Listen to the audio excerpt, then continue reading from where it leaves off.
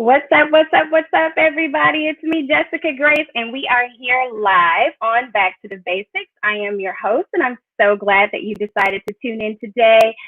I am thrilled about today's show. Back to the Basics was an initiative that I created, actually, a challenge. I created it at the beginning of the quarantine. And I was just thinking during that time how so many of us were kind of confused and kind of feeling bad about being shut away for so long. The stay at home orders were issued, and we were like, oh my gosh, what am I going to do? I've got to deal with my kids. I got to deal with my spouse. I got to deal with just being shut away and getting cabin fever. Hello. So many of us were not really looking forward to, what we were going to experience during the quarantine. We were kind of, unsure, uncertain. So I was thinking about that. And that's when I started the Back to the Basics challenge, because we couldn't go to the nail shop. We couldn't go get our hair cut. We couldn't do anything that we had, we're normally doing. And so I said, you know what, it's time to get back to the basics. It's time to get back to doing our own nails, lining up our own hair, doing our own hair, all of that. It's time for us to get back to the place of self-care, not being so busy that we can't take care of ourselves. That is what the quarantine has been all about. And so this challenge, Back to the Basics, was inspired by that, inspired by, us having an opportunity to take a moment to improve ourselves for personal growth, healthy relationships, and business success. So I am so excited because we have been continuing our desire to become better. And we have started this show now. So I have a very special guest who is going to be joining us today.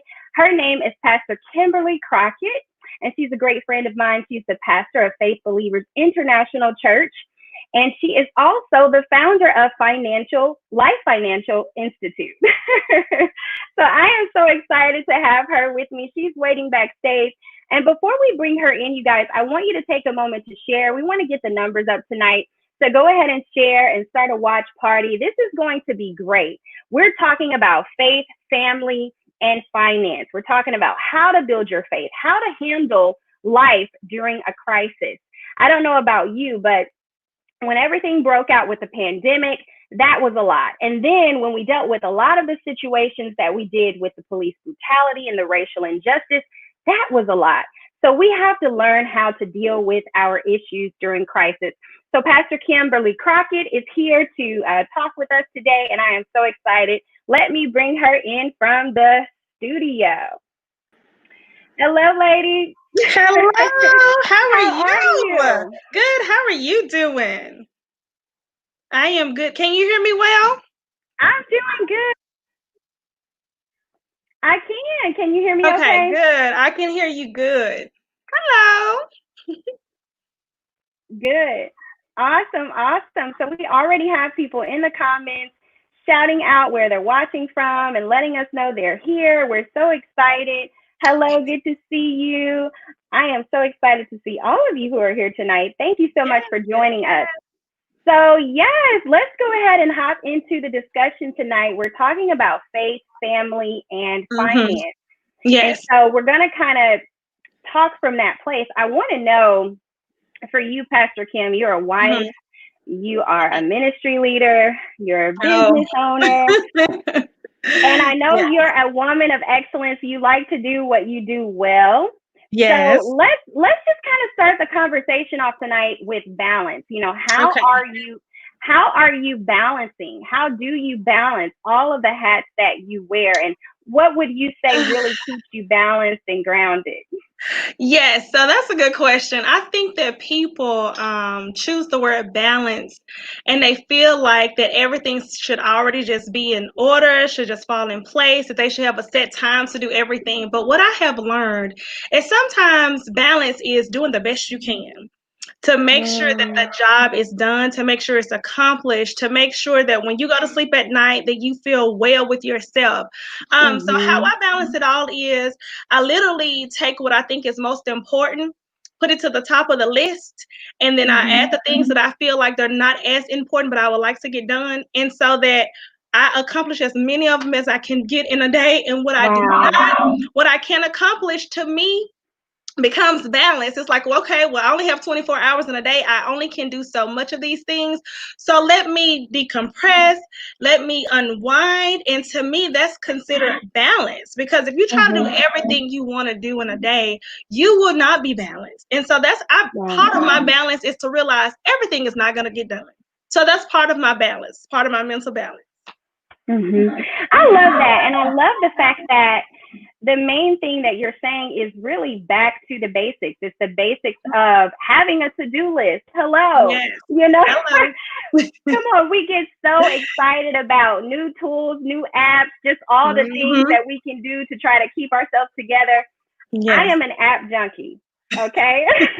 I think I'm just a tech junkie. Yeah. I am a tech junkie. So it's very easy for me to just feel like, oh my goodness, I've got to have this app to keep my schedule, or I got to have this app to do my.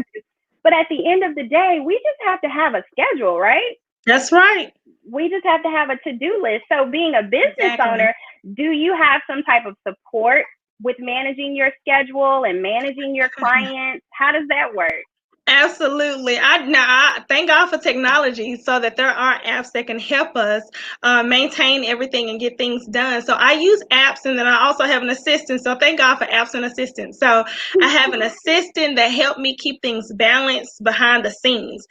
She primarily handles anything behind the scenes, from scheduling, from making sure that I am on top of my calendar, to making sure that my clients that they're being taken care of, while I do the things that are out front. So yeah, I utilize everything that I can to keep it rolling. As an entrepreneur, I think it's so important to find things that will help you juggle your day, that will take some of the weight off of you, so that you can get life done as well as your business, because you have a life outside of your business as well. And that's how you stay balanced. Wow, I love that. So having help is important. Now, let me ask you this before I keep going. Are you hearing a little bit of an echo? I'm hearing an echo, but I'm not sure if it's me. So you guys comment in the comment section and let us know if you are hearing a bit of an echo. Yeah, let us know, because I don't have anything on. Okay, well, maybe they'll let us know in the comments if they're having trouble. Okay. The fancy technology, these AirPods. But I love what you were saying about, having help. And I think, going back to the basics is being willing to ask for help. So many times we don't feel like, oh, I better not ask for help. I know sometimes, especially when you have had your hands full and you have had experiences with not getting quality help, it's easy to just say, you know what, forget help. I'm doing all of this on my own. Yes. So trying to do everything. Have you ever found yourself in a position like that where you kind of felt overwhelmed and trying to do everything on your own? Yes, can I be honest? Let me tell you, I'm going to be real honest. And if for those of you that know me, know I can't help but to be very transparent. There was a point in my life that I felt like that I had to get it all done so that I could look accomplished and look like I was doing things, and that I was, building something, that I had my hands involved in something. And you know what? I'm so glad to know God, because God will show me that no man is an island. We all need help. So now I've gotten to a point in my life that I don't mind asking for help. I don't mind people knowing that I need help. And that's another thing, Jessica, you talking about back to the basics, and balance in itself. In order to sustain without having high blood pressure and be a successful entrepreneur, in order to sustain and be a good wife to my husband, in order to be a good person to myself, I have to ask for help in all areas of my life. So like I have an assistant for my business. I don't need no help with my husband, but in our ministry, we have assistants as well, people that can help us get the job done. And so, yeah, at one point, and I feel like that's pride, that's ego, that make us not want to ask for help. Even though sometimes you can experience not getting quality help. Sometimes you can experience not having help that truly want to see your baby grow or your business be successful and prosperous. I also think that sometimes you got to take it back to the drawing board and say, well, what did I show this person in the beginning that I wanted them to do with my business or with my vision. And if they didn't catch the vision, then guess what? I need, Lord, send me the real help. Send me the right help. Send me somebody that could help me accomplish what you told me to do. And he has always shown himself faithful with that. So when I stood back and realized that I don't have to do everything on my own to prove that I've been accomplished. So yeah, I have at one point, but now I'm like, if you ask me for help, then if you ask me if I need help, I'm like, sure, yes. If you don't come quick enough, I'm gonna call you or send a text message like, hey, can you assist me in this area? So yes, but I had to release that. That's so powerful. That is so powerful. Well, I am so excited you are here. Yay!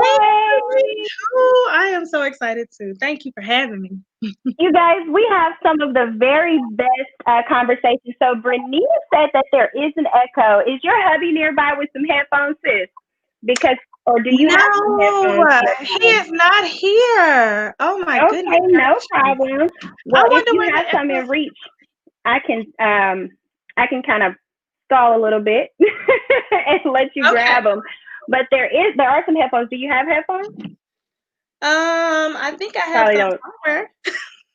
I wish I could just look like the Cosby Show back in the day. I wish I could just put them through. I know. What was that show? Let me see if I can try. Let's see if I can try from another platform. How about that?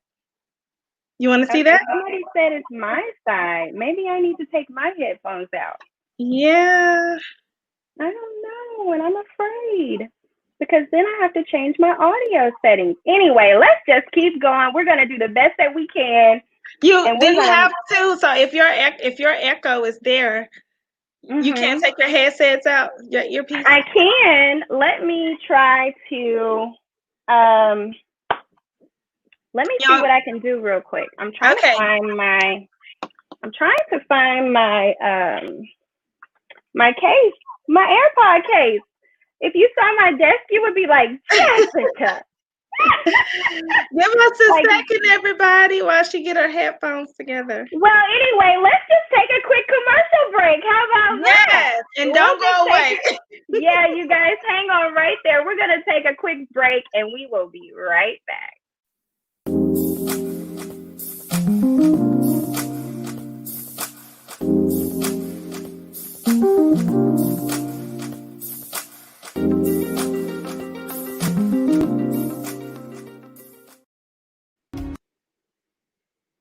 Hello, everybody. It's me, Jessica Grace, your empowerment speaker, media personality, and brand strategist. I am here tonight with you to empower you and equip you with tools and strategies to help you expand your brand.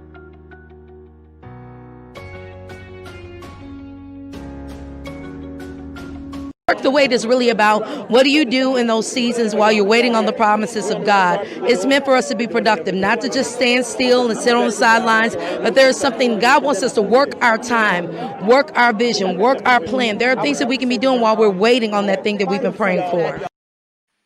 Execution is the next thing that I want to talk about. Because what good is it for you to actually write a plan, right? And say, okay, I'm going to do this. I'm calling that person. I'm not walking in fear anymore. I'm calling that person today. And then stuff comes up and you're like, oh, I didn't make it. I didn't get a chance to. And it's late now, right? So you have to make sure you have to hold yourself accountable to execution.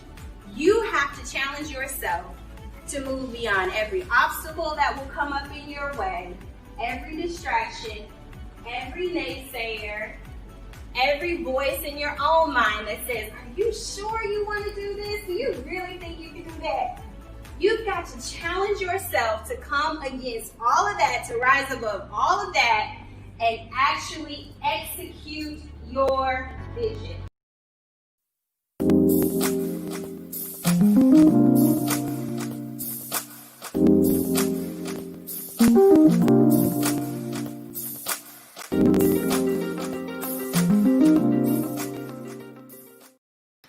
All right, sis, we are back. Is that better, everybody? I'm like, I don't know. And I wanted to have my headphones because, you know, the audio is so much better. But nevertheless, we're here and we are still hanging out. You guys are so awesome for being here. And I appreciate you all so much. So anyway, let's dive into the good stuff, Kim. Let's talk about faith. And let me just say, I just love the fact that we have wonderful conversations about what God is doing in our lives. You know, I appreciate the friendship and the bond that we have to talk about faith and to talk about the doors that He's opening and the levels that He's taken us to. But as it relates to the pandemic and also the racial injustices that we've experienced, oh my goodness. And I wish I had the clip of your last message on wives that yes. Sis, wow. I was like, oh my goodness. It was awesome. So tell me, how has your faith been challenged during this season? Oh, let me tell you, my faith has not been challenged. It has made me dive deeper in my faith. So I haven't wavered in my faith during this hour, but it has made me rely on it so much more. I did not realize how much I was relying on myself until we got in this pandemic and until this injustice flare up began, because it's always been there, but the flare up of it has made me be like, God, I thought I was praying. God, I thought I was leaning on you. I thought I was trusting in you. I thought I was reading my word. Now I'm like, I need more. I need to understand more. I need to understand how to combat this more. I need to understand how to stand still and win a fight. So during this hour, it has shown me really myself. So I haven't wavered in my faith. I mean, I've dived deeper. I've had no choice but to in this season. So wow. You found yourself praying more and seeking God more and trusting Him more. What about when it comes to, you know, I guess, because I know that you share with me that, you know, your husband may have been a little at risk for the pandemic. You know, in moments like that, and trying to balance having faith, and you guys even have a church, so having to shut the church down. Talk a little bit about, you know, how we can balance having faith, you know, believing that God is able to keep us and to preserve us and to manifest His promises, and having to adjust a little bit when we feel like we've kind of gotten off track a little bit with our own plans. Can you talk about that? Yeah, so first, my husband, of course, with him being asthmatic, he has allergy-induced asthma. So, and last year, we had to go to the ER with him back to back, like within a 10-hour span. So he had to go to the hospital because of asthma flare-ups. And in the 13 years of our marriage, we've never had to do that. So it made me sensitive to what I was hearing on the news about, you know, underlying conditions, you know, you being subject to it easier. That's what I mean by having to rely on my faith more. But also during this hour as a pastor, I realized, I'm like, God, now of all times you called us the pastor during a pandemic. And so we're having to, again, rely on our faith more. And it's not just about us at this moment. It's about other people that are involved, and you don't know their faith level. So we've just had to ask the Lord, help us to be creative in this area, how to keep people involved, how to keep people steadfast, how to keep people from not drowning in fear. How do you keep your people that you are just now starting to rally together to keep them from running off? You know, the church in itself already has a challenging time to keep the body of the people that God has called them to pastor together, even on a regular Sunday. So during this hour, you know, we're asking the Lord, you know, show us how to pastor these people during a pandemic. Because how you pastor people outside of a pandemic, I don't care what nobody's saying. If you're not a pastor, you may not understand this, because how to pastor them when you're not in a pandemic is one way. It's a difference when it comes to being in one. You know, if I don't see you in the church, I can recognize that you're not in the church building. But if you're not online where we are now, I can't always recognize that you're not online. So you know, it has driven us to be able to reach out to our people more on a weekly basis, on a daily basis, versus just waiting to see them on a Tuesday or a Sunday. So yeah, we've just had to learn how to be creative. We've even balanced ourselves off of seeing what other pastors are doing in this hour that we trust and respect, That's to good. see how they are, handling their flock. And so, we're taking some of the good things and we're trying to apply it ourselves. Because, yeah, pastoring during the pandemic, it is not the easiest. It Wow. is not the easiest. Wow. Mm-mm. So let's talk about some other areas in your life where your faith, may have been challenged a bit. Can you talk about that? Because I know there are people watching tonight and Mhm. kind of feeling a little discouraged, Yeah. to be honest.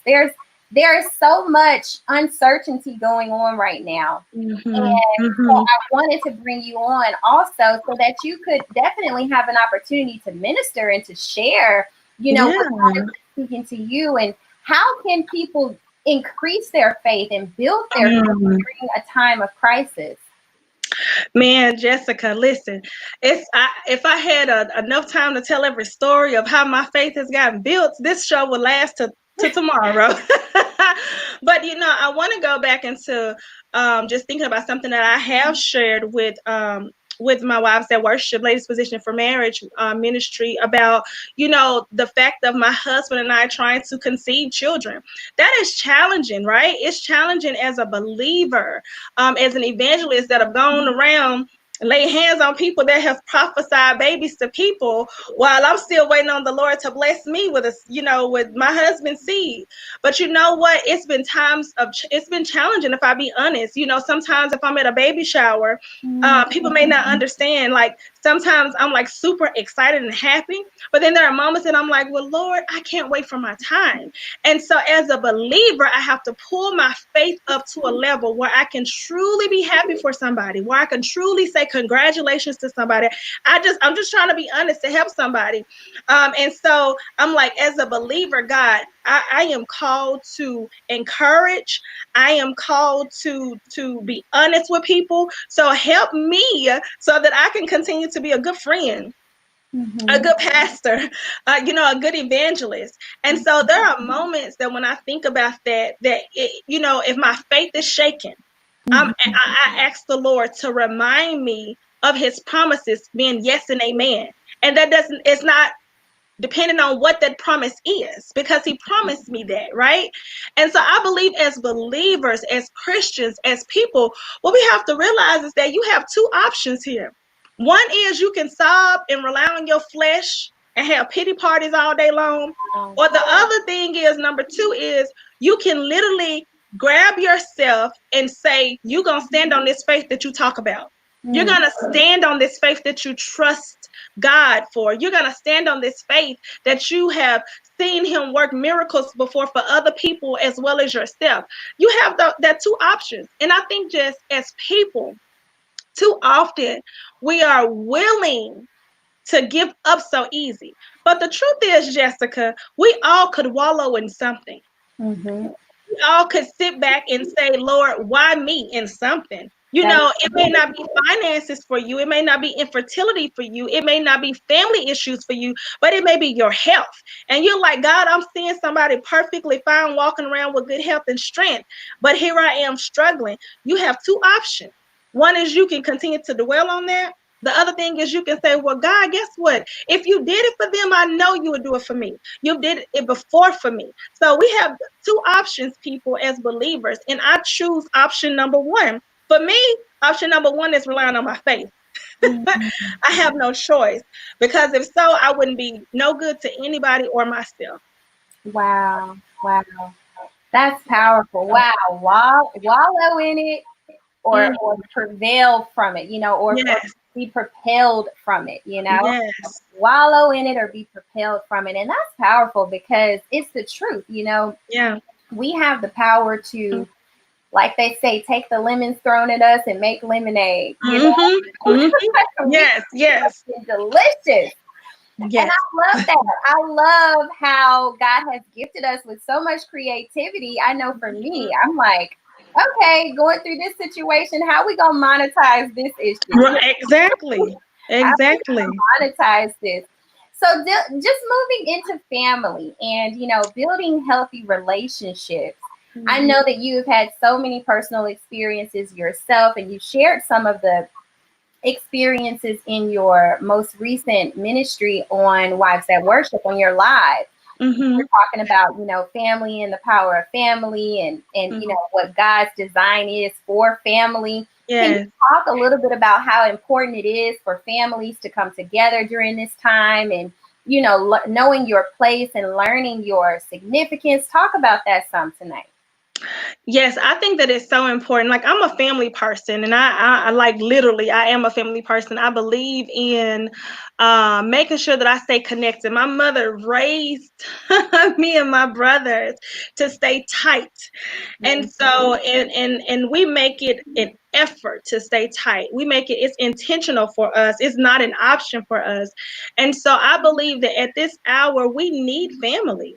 Right. We need somebody that can understand why we feel the way we feel. And sometimes it's not until we reach back and we have a conversation with an aunt or an uncle or a cousin or a sibling, and we're like, oh man, you feel the same way too. I've been dealing with the same thing. And sometimes we think that we are by ourselves. We isolate ourselves because we feel like we're the only ones that's dealing with this. But it's because we haven't had conversation with our own flesh and blood. Wow. That we really could see that we are so much more alike than we are different. And so I believe that it's just so important that in this hour that we come together again, because when we talk about faith and we talk about what we're going through in this time, in this climate, with being a minority and Black, it was unheard of for Black families not to be together. It was unheard of for Black families not coming to the table on Sundays to have dinner. It was unheard of, whether we felt like that we had craziness going on or not. And so I think that we got to get back to that dynamic. So when we actually pick apart everything that this pandemic has done, when we look at some of the good sides to it, we will see that it has made us go back to the basics, back to the drawing board, made us have conversations with uncles and aunts and cousins and grandmas that we hadn't even talked to before. And so then now we're building relationship again, because we've gotten so busy, we don't even know who we's laying beside with at night anymore.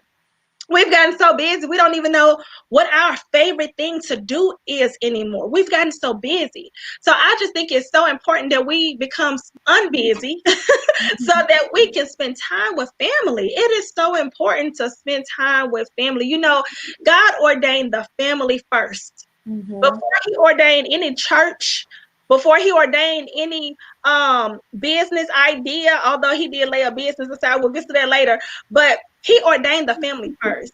And I think that we've gotten away from that, and it's so important now. But Jessica, here's the thing, and stop me if I'm going too much. You're good. You're good. But here's the thing, what we got to watch for is that once the pandemic is over, that we continue the connections that we've built.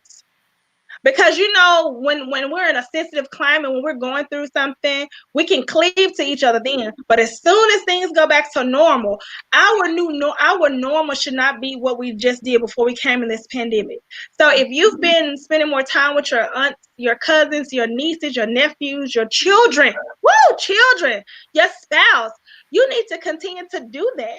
That's one of those things that you're going to look back and appreciate when you come out of this pandemic, that God allowed these isolated incidents so that you could come back together with your family.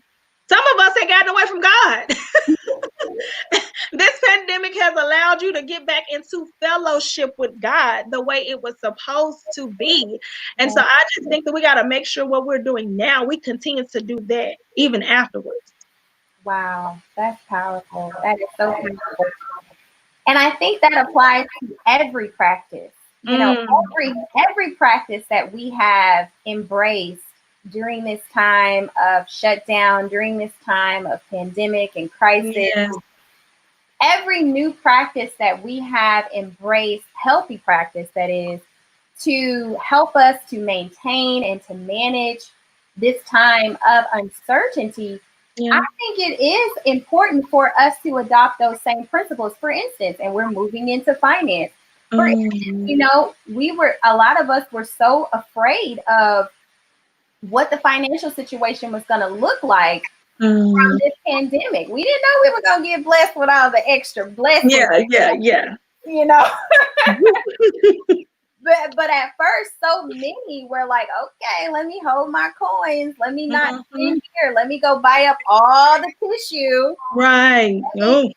I know for me personally, we we were shopping, grocery shopping for the moment. Right. My husband and I, we grocery shop for the moment, and it wasn't that we just did, But it was like as soon as the pandemic hit, it was like, okay, I need a deep freezer. We had a deep freezer. Like we had a friend who worked for Walmart, holding out, looking for us. Rather, she was looking out for us. They were sold out, the deep freezer. So this was a time where you were like survival mode. Right. So just piggybacking off of what you just said, we've got to carry these same principles over.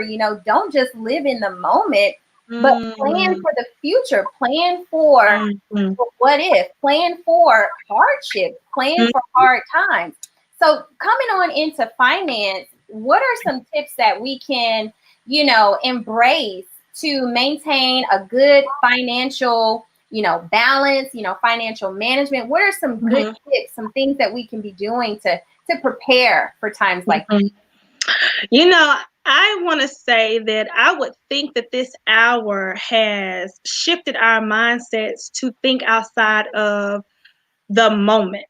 Now, here's the thing, there's a fine line. The Bible says that tomorrow will take care of itself. And a lot of times we've misused that scripture to think in terms of, well, I can just do what I want to do today. God gonna take care of tomorrow. But no, there's a time that the Lord tells us to store, to prepare, because he lets us know famine will come. Problems will come, droughts will come. And so as a believer, we have to make sure that we adhere to what God is telling us.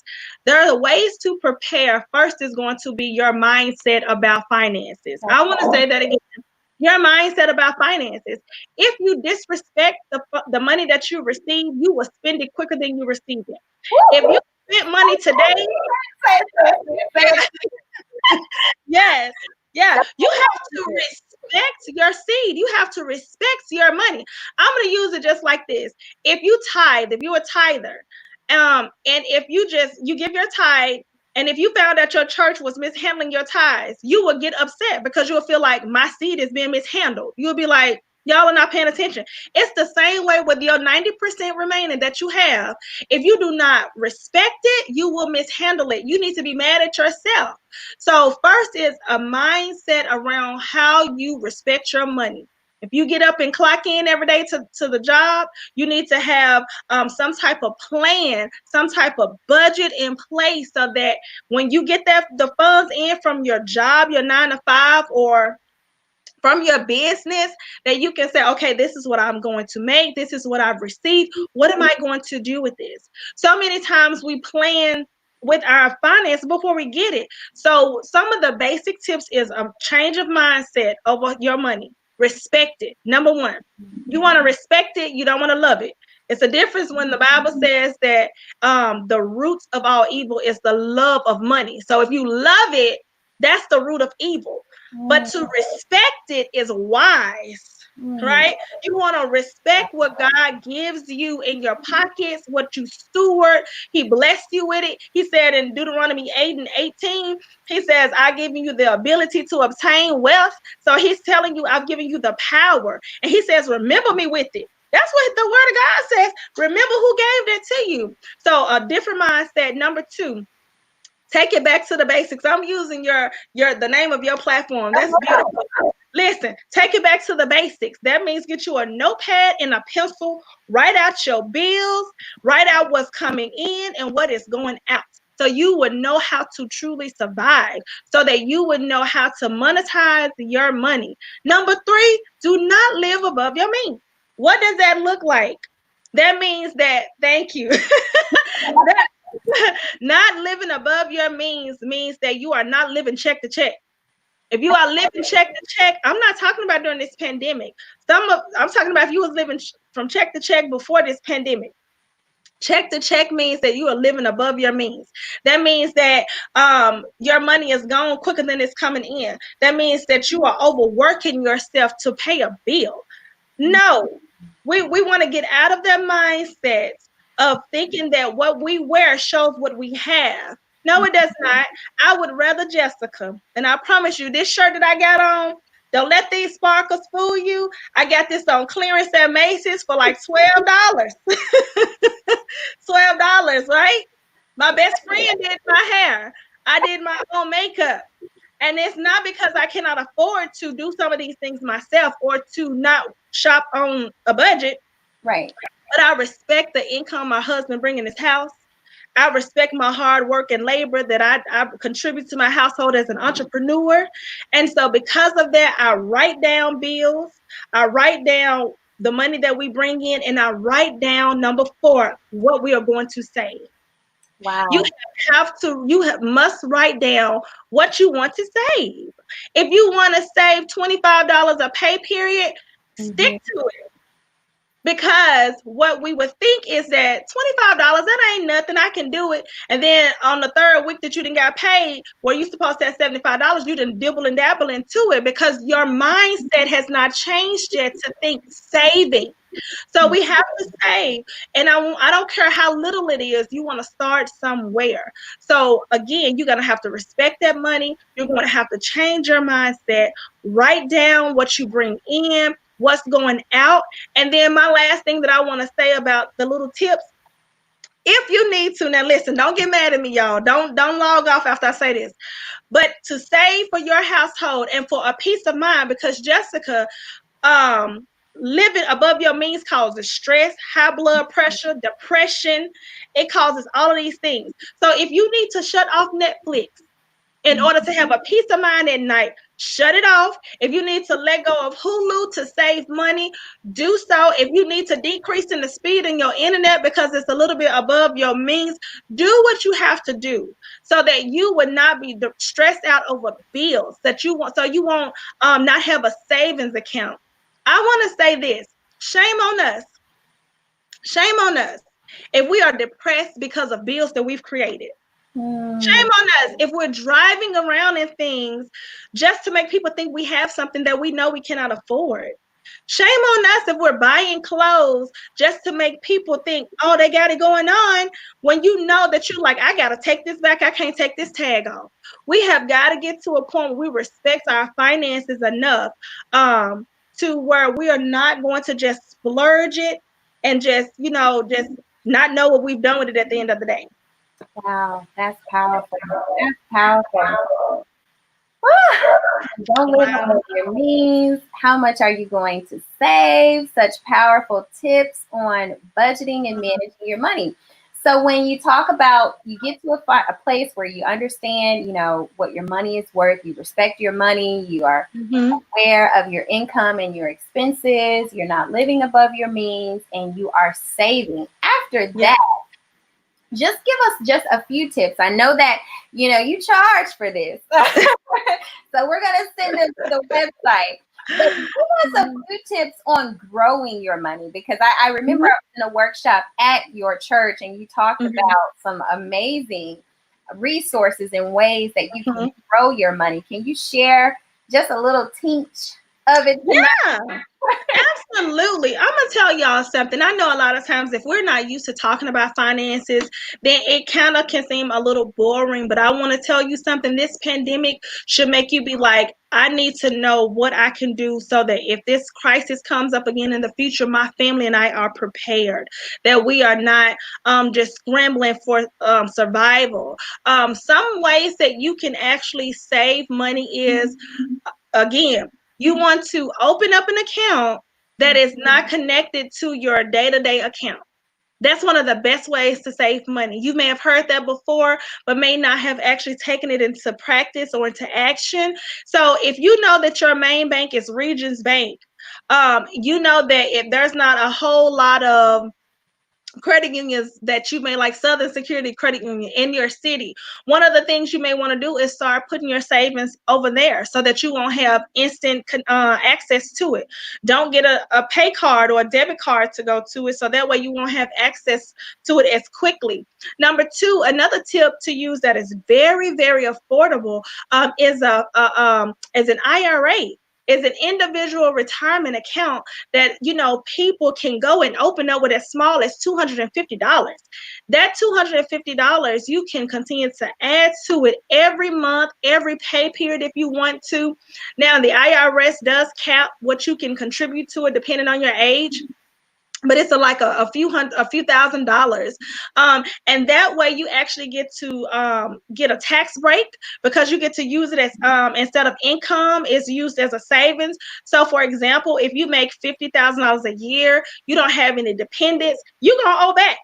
So one of the things you can do is go open you up an IRA, and if you open up an IRA for $5,000, it'll appear as though you've only made $45,000 a year. So the IRS will allow you to save $5,000 of your money and not count it as income.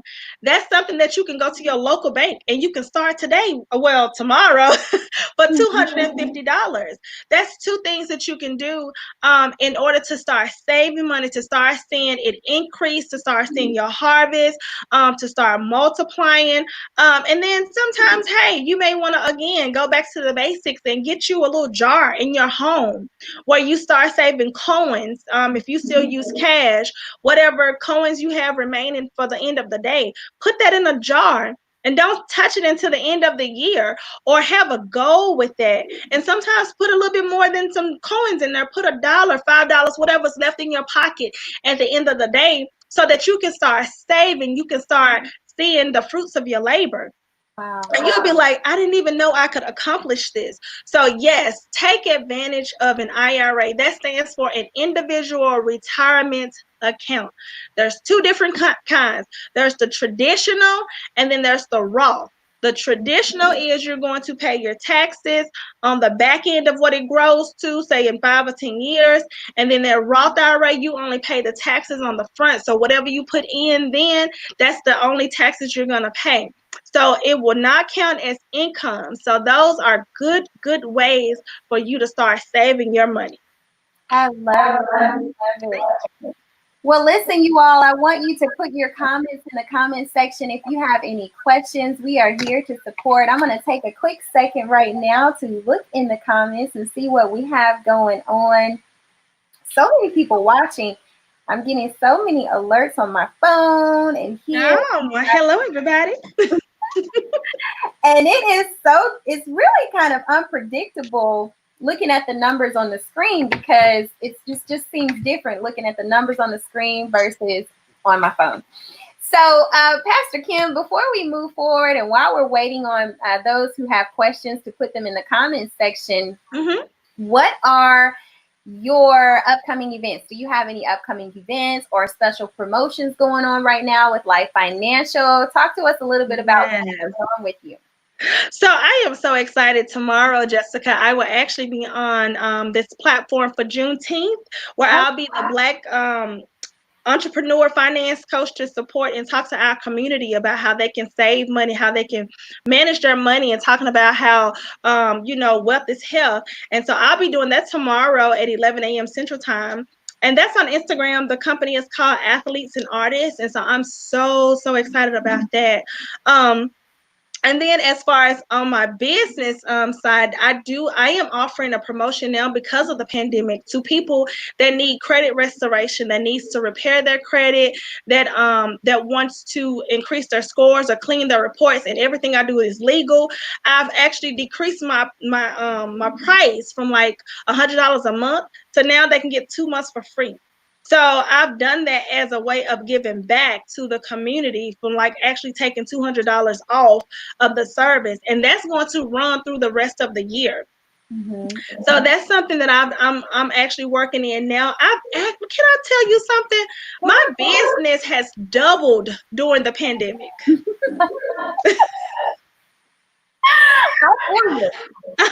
It has doubled during the pandemic. I'm like, before the pandemic, we were doing well, we were steady, but now we're to the point where I've asked my assistant the other day. I said, do we need to take any more clients? Do we might need to stop? She's like, no, we good. So I'm like, okay. So yeah, I am really looking forward to helping us as minorities have good credit scores, and actually manage our money well. Now on that, there are a lot of credit repair companies popping up. Mm-hmm. Every time I look up on Facebook, somebody's like, Yeah. I'm repairing credit. Okay, Uh-huh. so Uh-huh. can you help us to know? Help us to know how to Listen. tell a legit person, Mm-hmm. a legit business, a legit company that can truly do credit repair. What are the legalities with that, and how can we, discern through all Yes. pop-up credit repair gurus? So that's a good question. Look, I've been in finance for 14 years. So a little bit about my background. I actually helped manage different banks in the city. And then I also worked in wealth management where I worked with wealthy people, rich people's income.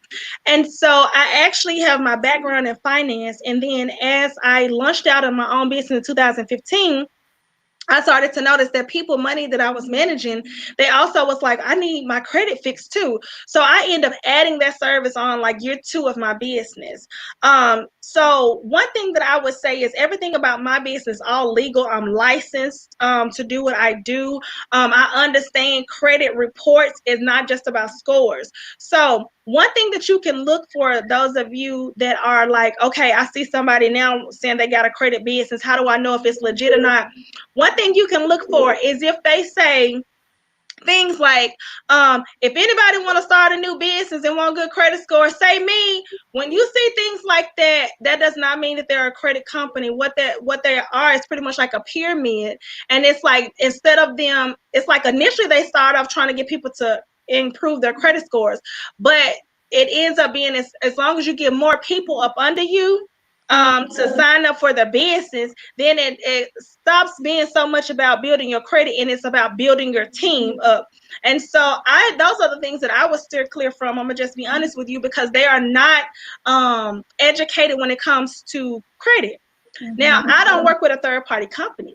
Everything I do is from my business. And so that's one thing you want to ask them. Are you a third party company? Like, who, do you get something based off of how many people that sign up under you? I do not offer that. No. So everything with me is legal.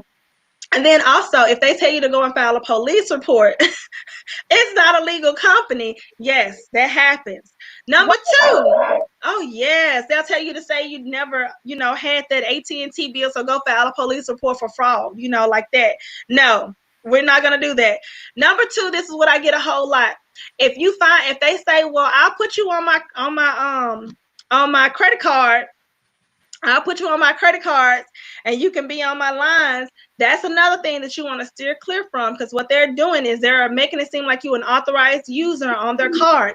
I'm not putting anybody on my Discover card. So those are things that you want to look out for so that you would know if it is truly a legal company that will work with your credit.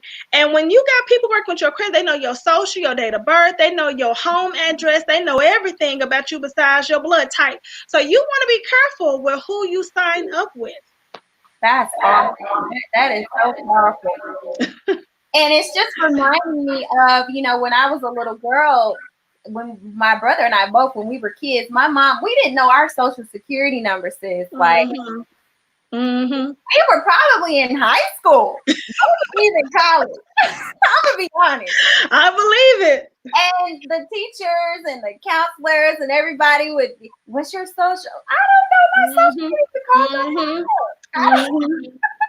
So we were taught to really guard, those types of things. And I think nowadays, so many of us are ready so fast to, that gratification. We want success fast. We want to move to the next level fast. And so sometimes we're willing to compromise our process. And so I love what you were saying about being cautious and being discerning. And right now, for those of you who may just be tuning in, we're talking about, choosing a good credit repair company. Tonight's topic is faith, family, and finance. So when it comes to your finances, trying to grow your finances and improve your credit score, it is so important that you work with a company that is credible. Credibility, credible. Yes.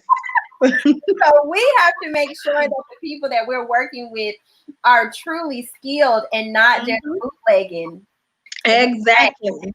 Yeah, that's good. That's good. So what other types of services, and we're getting ready to wrap it up here. We got about 5 more minutes. Any other types of financial services that you offer at Life Financial other than the credit repair?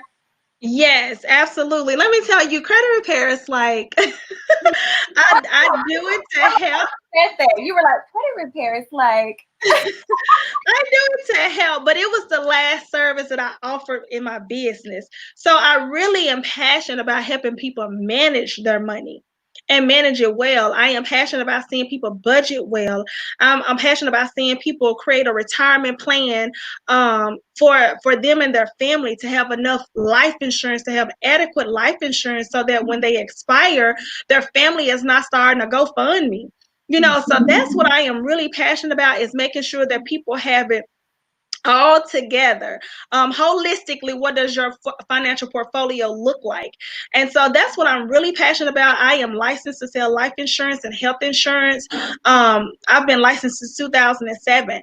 And so that's another thing you want to ask people, are they licensed? You want to ask them for their credentials when you are having people work with your money and your credit. And so that's what I do. I help people with retirement. I can look at your 401k and tell you if you are on the right track at your age. I can, and this is another thing, Jessica.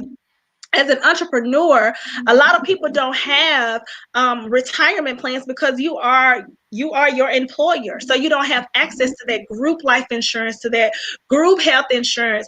And as an entrepreneur, it is so important that you create your own retirement plan. Because we don't know what Social Security will be by the time, if you're a millennial, by the time we get to age 65 and 66, 70, we don't know if there will be anything left in the pot for us. So what you create today will determine your retirement plan. And I don't mean this at all to be disrespectful. But sometimes what happens is when we don't plan today for tomorrow, you see the people that are at Walmart at the door that are like 80 and they're greeting you. A lot of times it's not because they just want something to do. It's because sometimes we have not planned adequately to the point where we could retire. You have to be able to afford to retire. Did you know that? You cannot just retire. You have got to be able to afford to retire. It's like, if I don't have my money coming in, if my business stops, if you are a barber or a beautician, if something happens to your hands, what do you have to sustain yourself? If you are, I don't know, if you model toes or, whatever you got going on, if something happens to your feet, what do you have to sustain yourself? If you are a financial coach and you only work for yourself, what does your portfolio look like? Because, a lot of times we can educate people all day long on what they need to have, but still be lacking in our own home, still be lacking ourselves. And so you want to ask yourself, if you are an entrepreneur, do I have my retirement plans together? We cannot wait till we're 50 and start talking about retirement. We're too late. It is too late. I looked at my 401k plan the other day because I have a 401k plan. And I looked at it and when I logged in, it said, would you like to start adding an extra dollar in some sense so you can live like a queen? There's this thing on there that says you can live like a queen, a princess, or what is it, a pauper? And like it tells you. And it's like, if you want to live like a queen when you retire, you need to add extra money. I added it so quick. Because I'm thinking in terms of, I'm 39 now. Retirement is literally around the corner. Mm-hmm. It really is. Like, we don't have no more time to waste. Mm-hmm. So, yes, get your retirement plans together, and I would love to help you with that. I love it. Well, let me put your website here in the comments and on screen for everyone who is watching right now. What is your website, Pastor Kim? It's lifefinancial, INST.com. Awesome. Yeah. All right. And so I'm going to post that here so you all can go and check her out and be a part of what she has going on. And I'm hoping and praying that you will start some webinars and some online and group coaching. That's in the pipeline. That really is in the pipeline. Well, we can't wait. I'm looking forward to that. And so I'm going to wrap it up now. I want you to just share a moment and with those who are watching and for those who tuned in tonight, you know, dealing with crisis, financial crisis, family crisis, crisis with their faith and believing that there's still hope for their lives. I want you to take a moment before I let you go and to just give some last words of encouragement to those who are watching right now. Well, first, I want to say thank you for allowing me to be on the show, Jessica. But I want to encourage you right now that you may be like, well, are we in a famine? Are we in a time where it seems like things are desolate, where lack is around us? What I want to tell you is that God is not in lack, and that God will give you strategy in this season so that you can be creative to bring funds into your home so that you won't have to go under and that you won't have to wonder where your next meal is coming from. The Word of God tells us that we've never seen the righteous forsaken, nor his seed begging bread. So God would give you strategy so that you don't have to worry about if your home would be in lack. And I'm reminded of the scripture in Deuteronomy 6:11. And the Word of God tells us that he will give us houses that we did not build. He will give us land that we did not inquire. And so what I want to tell you is that remember the promises of the Lord, because he said, I promised this to your forefathers. So I'm going to do it for you. So when you look at what the news is telling you is going on, you have two choices. You can believe the report of the news system, or you can believe the report of the Lord. I choose to believe his report in this hour, that no matter if we're in a pandemic, no matter if we are in a drought, no matter what we are facing, that God promised to take care of you, so that when you're feeling, like sad at night, or you're feeling fearful because of what's going on, I want you to remind yourself that he will keep you in perfect peace. When you feel like that you can't seem to make ends meet and you're like, I'm living from check to check, where's my next meal going to be coming from? I feel like, are we going to be furloughed? I'm without a job. I want you to remember that he's going to supply all of your needs according to his riches and glory. But one thing I want to say, the last thing I want to say is tap into what the Lord has put in you. What he put in you is for a time as this. That business, that idea, that job, that dream, whatever it is God has put inside of you, that gift, that talent, tap into that thing, because that's going to be the place that takes you to your wealthy place. So right now, if you got an idea to start making candles, start making drapes, to start cooking, meal prepping, to start doing, things for people, homes, decorations, whatever it is, tap into that thing. And God is going to allow every talent that you have to manifest in finance. Is going to manifest on your behalf. So that's what I want to say to you as you stay encouraged during this hour. Thank you so much, sis. I really appreciate you. You're welcome. Thank you. I know you are so busy, and we're just so excited about this show. So thank you so much for stopping by, Pastor Kim. Thank you for having me. I love you, Jessica. I love you too. I love you too. And we're going to stay tuned to your Facebook page as well for Wives That Worship. And Wives That Worship is on Instagram as well, right? It is, yes, as Wives That Worship. And our Facebook is on in a private group as well, as Wives That Worship and Ladies Positioning for Marriage. Right. So for the married ladies and the single ladies, Pastor Kim is serving up some goodness. And I am so excited. Listen, we appreciate all of you for watching. Pastor Kim, I'm going to let you go so you can enjoy your evening with your husband. Thank you so much once again for tuning in, okay? You're welcome. Thank you. Love you. All right, everybody. Listen, I appreciate you guys so much for being here. I'm going to take a quick moment. We're going to have a quick commercial break. We've got some great things happening over here. And just in case you did not hear some of the announcements that came earlier, I want you to go ahead and check them out now. Stay tuned.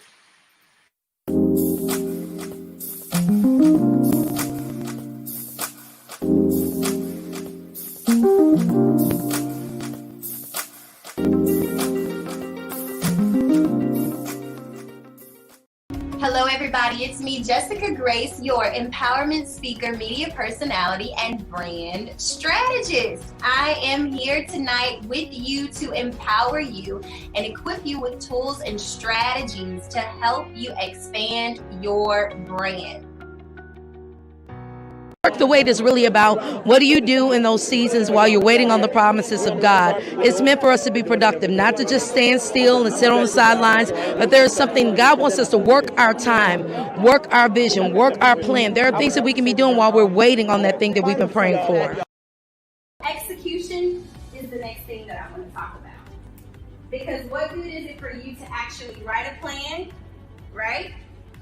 And say, okay, I'm going to do this. I'm calling that person. I'm not walking in fear anymore. I'm calling that person today. And then stuff comes up and you're like, oh, I didn't make it. I didn't get a chance to, and it's late now, right? So you have to make sure you have to hold yourself accountable to execution.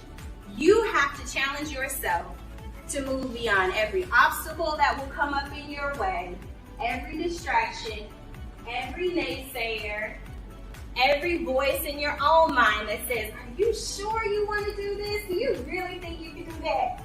You've got to challenge yourself to come against all of that, to rise above all of that, and actually execute your vision.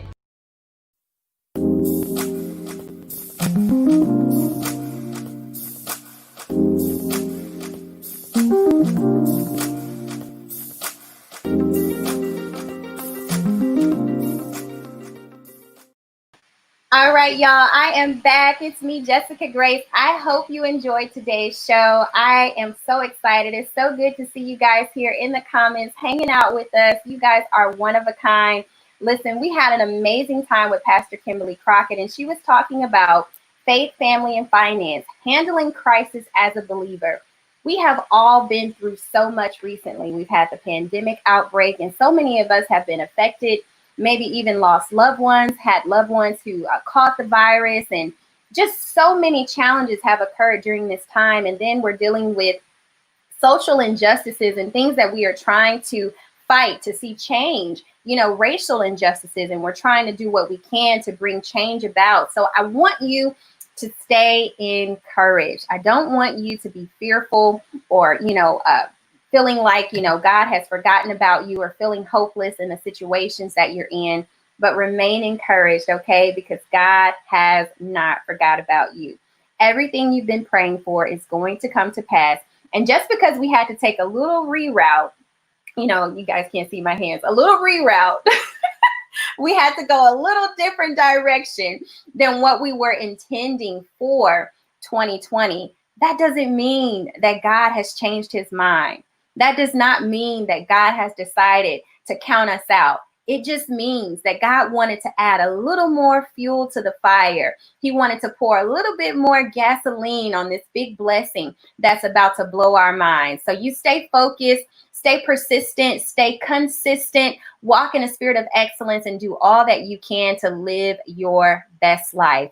All right. I appreciate you guys for tuning in. You guys saw that video that I shared on partnering with me.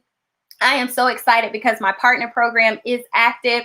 We are taking partners. So if you have a business and you would like to advertise your business within my shows, or if you would like to get advertisement on my websites, we are here for you. We've got commercial production that's going to be provided for you guys.